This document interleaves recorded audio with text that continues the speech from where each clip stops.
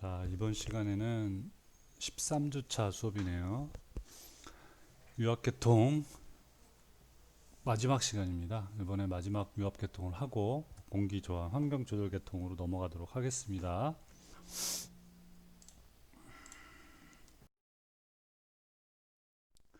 자, 마지막 도어실계통 227페이지입니다. 226페이지. 도어실은 항공기 도어를 닫았을 때 객실의 압력의 누설을 방지하기 위한 계통입니다. 그래서 공기 실린더의 압축 공기를 도어 C에 공급해서 도어가 완전히 밀폐되도록 도어 쪽으로 공기가 빠지지 않도록 해야지 안전하게 비행할 수 있겠죠. 그래서 이렇게 밀폐되도록 해주는 장치다라고 생각하시면 되고, 비상 밸브는 공기압 계통에 고장이 생겨서 압축 공기 공급이 불가능할 때 객실의 공기압을 이용해서 또 도어실에 공급되도록 해주는 장치다라고 생각하시면 되겠습니다.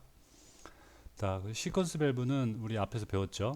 순서를 맞춰주는 밸브다. 그래서 도어의 제어를 위한 도어 레치가 작동하면 압축 공기를 도어실에 공급하고 도어 레치가 풀리면 도어실의 압축 공기를 대기 중으로 배출시키는 그런 역할을 해주는 겁니다. 이 레치라는 것은 잠금 장치다라고 생각하시면 돼요. 자, 보시면 도어실 계통입니다. 방금 설명 들었듯이 에어버틀 공압을 여기다 집어넣어서 필터를 거쳐서 감압 밸브를 거쳐서 이렇게 체크 밸브를 거쳐서 시퀀스 밸브를 거쳐서 이쪽으로 도어실에 들어가면 도어에 밀폐를 해줄 수 있는 역할을 해주는 거고, 비상시에 에어도 안 된다 했을 때는 객실 안에 공기가 있잖아요. 그래서 이 안에 공기를 공급할 수 있는 비상 밸브를 활용하는 거다라고 생각하시면 되겠습니다.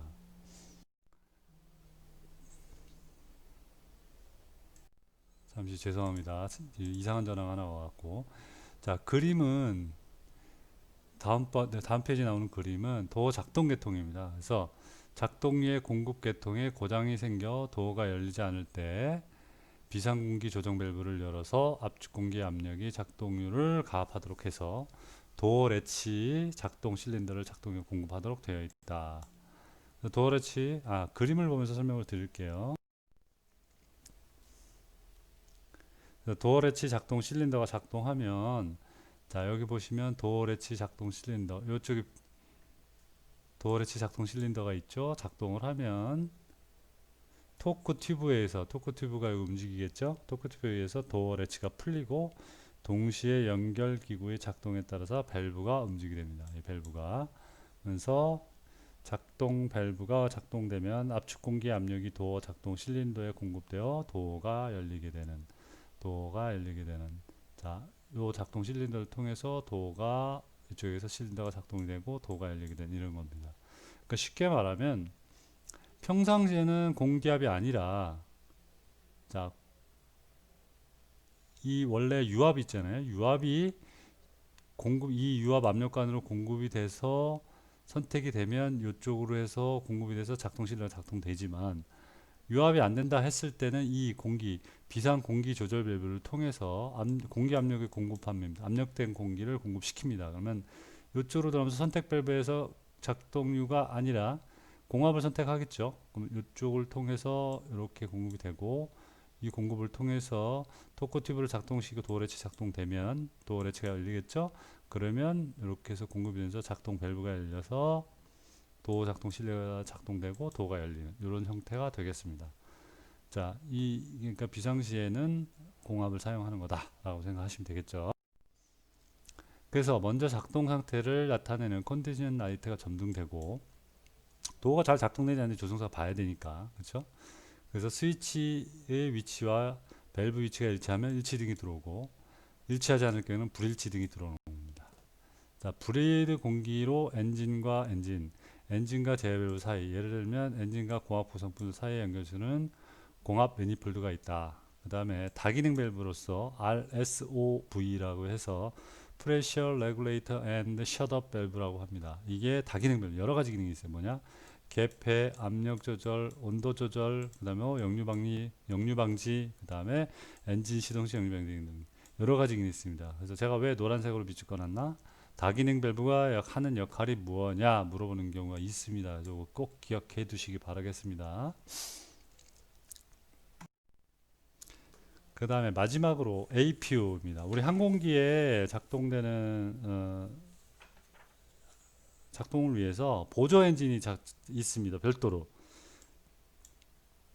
왜 보조 엔진이 있냐면 비행에 직접적으로 필요한 추진형 엔진 외에 냉난방 공기, 전기 아니면 제트 엔진의 시동에 필요한 공기 압력원을 제공해 주는 장치가 APU다. 그래서 APU가 뭐냐? 보조 동력 장치, Auxiliary Power Unit입니다. 자, 어떤 항공기는 비행 시에도 작동할 수 있도록 설계하는 부가적인 전력과 공기압을 공급해 주는 것도 있습니다. 그래서 APU는 각 시스템과 장비의 동력원이 되는 전력 공급, 공합 전력과 그 다음에 공합을 공급하기 위한 동력 장치다라고 생각하시면 되겠어요. 그래서 외관은 일반적인 가스터빈 엔진, 소형 가스터빈 엔진이라고 생각하시면 되고, 위치는 기체 동체 후방에 장착되어 있다. 그래서 보통 2단계 원심력 압축기, 1개 연소실 방사형 흐름 터빈은 구성되어 있고, 통상 상업용 가스터빈 수송기 항공기에서는 APU는 이렇게 세 가지로 분류합니다. 전력 파워 섹션, 부하 압축기 섹션, 그 다음에 기어박스 섹션 이렇게 나눕니다. 그래서 APU는 소형 가스터빈 엔진이다.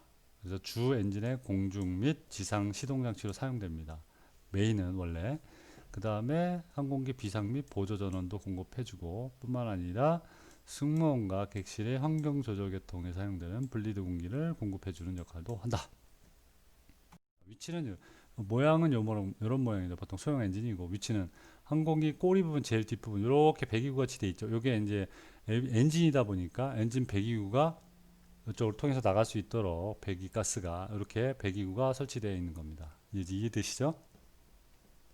자, 여기까지 해서 우리 공유압 계통을 다 배웠습니다. 자, 다음으로는 3장 기내 환경 조절 계통이 환경 조절 계통은 왜 하냐? 여러분들 쾌적한 비행 객실 내 조건을 만들어주기 위한 겁니다. 쉽게 얘기하면. 그래서 항공기는 효율을 높이고 난기를 피하기 위해서 높은 고도로 비행을 많이 합니다. 그렇죠? 고도가 높아지더라도 객실을 인체에 알맞은 상태에 유지시켜야 할 장치가 항공기에 필요합니다. 그래서 이 계통을 뭐라 하냐? 객실 여압 계통이라고 표현합니다. 그래서 이는 항공기 내 환경을 적절하게 조절하기 위한 것이다. 이렇게 생각하시면 되겠어요. 그러면 환경 조절 계통이니까 대기압과 산소에 관한 기본적인 개념을 알아야 됩니다. 자, 뭐냐? 대기 중의 산소는 생명을 유지하기 위한 기본 요건이 되는 것이요. 그래서 그러면 고도가 높아짐에 따라서 기압과 산소의 함유량은 점점 감소하죠. 그렇죠? 그래서 산소 결핍에서 오는 현상을 산소 결핍증이라고 표현하는데 이는 뭐냐면 약 4,575m, 약 15,000피트 고도에서 혈액 중에는 산소 포화 상태가 해면 상태의 81% 수준으로 떨어지게 됩니다. 그러면 뭐다? 정상적인 호흡이라든가 정상적인 상태를 유지할 수 없다라는 거죠, 사람이. 그래서 고도가 더욱 증가하게 되면 혈액 중에 산소 포화 상태가 감소하면서 의식불명이 되고 생명까지 잃게 되는, 제가 실제 비행을 해볼 때 체험을 했었는데 그레이아웃, 블랙아웃이라는 표현을 합니다. 뭐 G가 많이 받고 그다음에 고고도 올라가서 산소가 좀 부족한 경우에는 그런 상태가 되는데 실제 시야가 확 좁아지면서 의식을 확 잃게 돼요. 근데 문제는 산소 포화 상태가 감소되기 때문에 어디 있습니까? 포화 상태가 감소되기 때문에 뭐냐? 뇌에 산소가 공급이 안 되는 겁니다. 그래서 정신을 잠깐 잃다가 정신 다시 차리면 그 사이의 기억을 하나도 못 해요. 산소가 있어야지 기억을 하는 거거든요. 그래서 이게 상당히 위험합니다. 그래서 일반적으로 어떻게 되냐? 외부의 도움 없이 인간이 신체적인 장애를 받지 않고 정상적인 활동이 확실하게 보장되는 고도는 해면상으로 어떻다? 2,400m, 약 8,000pt에 해당된다라는 것이죠. 왜 이거를 기준으로 하냐? 이때 설명을 드릴게요. 이게 기준이 모든 것의 객실여압의 기준이 된다라고 생각하시면 되겠습니다. 그래서 탑승자는 높은 고도에서 산소 결핍증에 걸리게 되므로 객실 안의 기압을 인체에 불편함이나 해가 없도록 조절해 줘야 됩니다. 그래서 이러한 이유 때문에 실제 비행하는 고도의 기압과 객실 안의 기압이 서로 다르게 될 수밖에 없겠죠. 그렇죠? 안에를 별도로 유지해 주니까 객실 안에.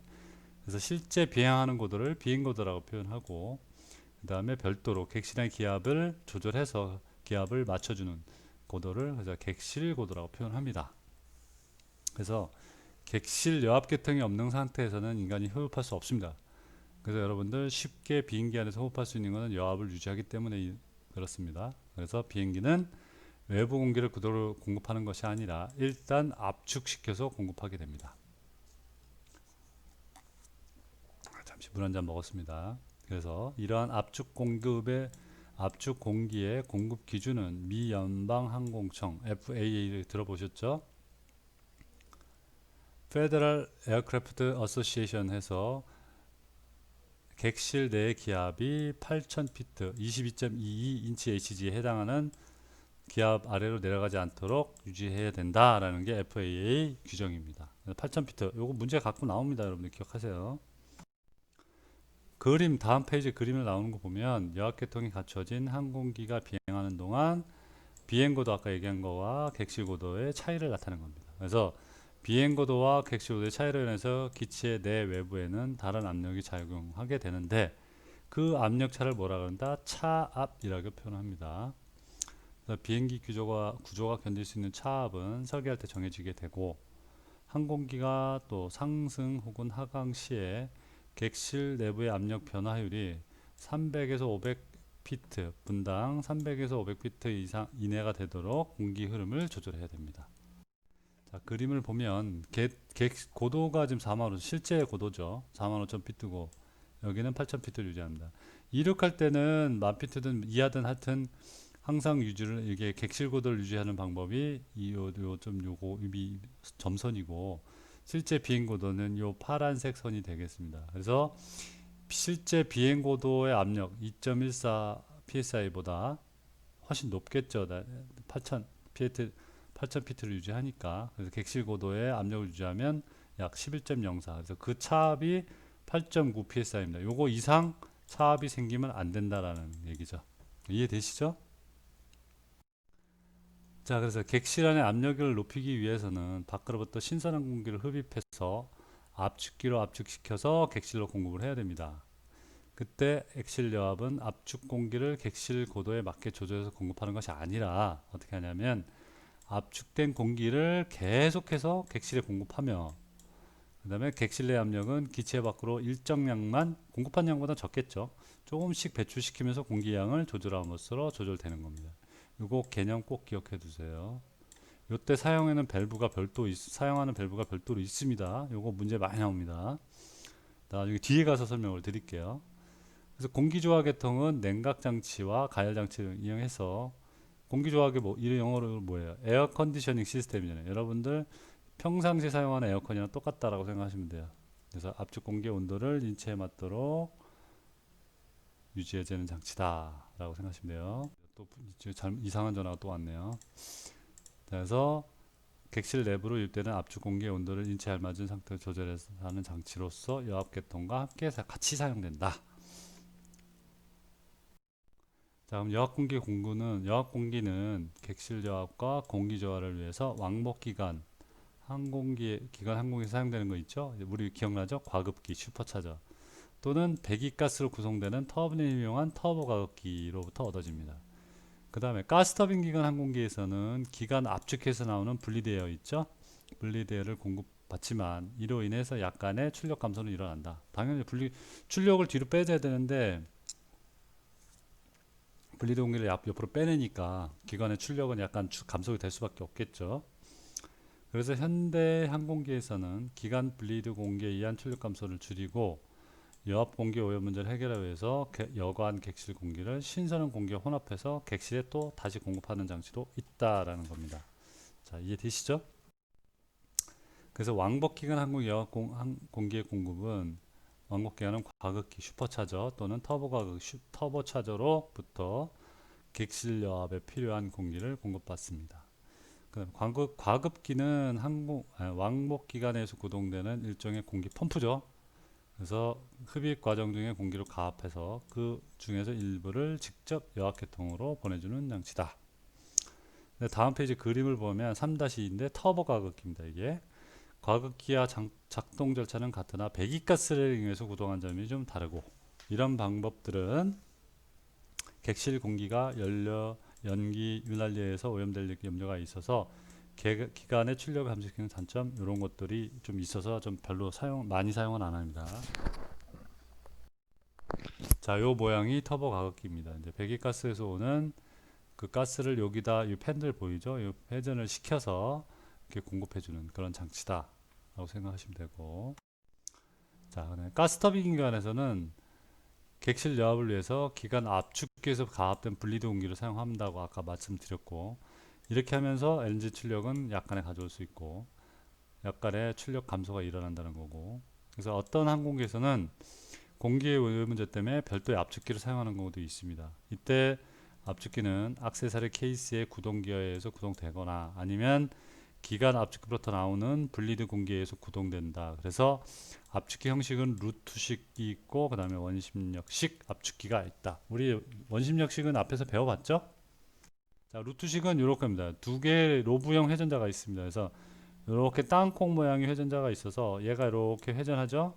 그럼 얘가 또 다 얘가 한번 올라가면 얘가 평평하게 되면 얘가 수직 모양 돼서 서로 교차되면서 회전하면서 압축된 공기를 벽도로 공급해주는 그런 형태가 되겠고, 원심력식은 우리 임펠러가 장착되어 있는 원심력식 압축기 기억나죠? 그거랑 거의 비슷합니다. 밖에 디퓨저에서 임펠러를 통해서 압력이 되면 디퓨저를 통해서 공기가 이렇게 회전되면서 압력된 공기가 운동에서 압력에는 바뀌면서 공급되는 그런 형태가 되겠습니다.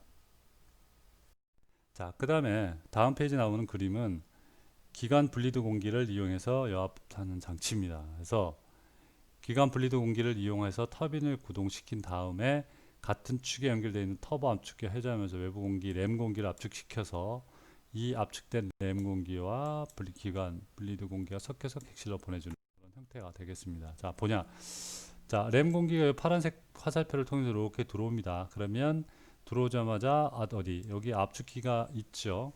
램 공기가 압축기를 거쳐서 이렇게 공급이 되는 형태가 되겠고, 플러스에서 또 뭐였죠? 기관에 분리된 공기가 들어오면서 이쪽에 터빈을 돌려서 이쪽도 공급이 됩니다. 그래서 램 공기를 통해서 들어오면서 압축된 공기를 압축시키고, 그 다음에 블리드 에어를 통해서 터빈을 다시 돌려서 압축된 공기, 그래서 1차, 2차 두 개 합해져서 객실에 공급되는 계통, 요게 가스터빈 기관에서 사용되는 기관 분리드 공기를 이용한 여압 장치다 라고 생각하시면 되겠고, 오늘의 이번 시간 마지막으로 사용되는 제트 펌프입니다. 제트 펌프는 램 공기가 이렇게 들어오고 분리드 에어를 또 같이 이용하면서 도는데, 여기 오리피스관처럼 이렇게 좁은 공간을 이용해서 들어가면 속도가 빨라지겠죠. 빨라졌다가 다시 넓어지기 때문에 압력이 올라가면서 객실에 압축된 공기가 공급되는 그런 장치가 되겠습니다. 자, 이번 시간은 여기까지 해서 좀 급하게 나왔는데 여러분들 조금 남아있는 양이 좀 많아요. 그래서 어쩔 수 없이 여기까지 제가 빨리 진행을 했으니까 이해해 주시고, 되도록이면 이 한 권을 다 뗄 수 있도록 마무리 짓도록 하겠습니다. 수고들 하셨습니다. 다음 시간에 뵐게요.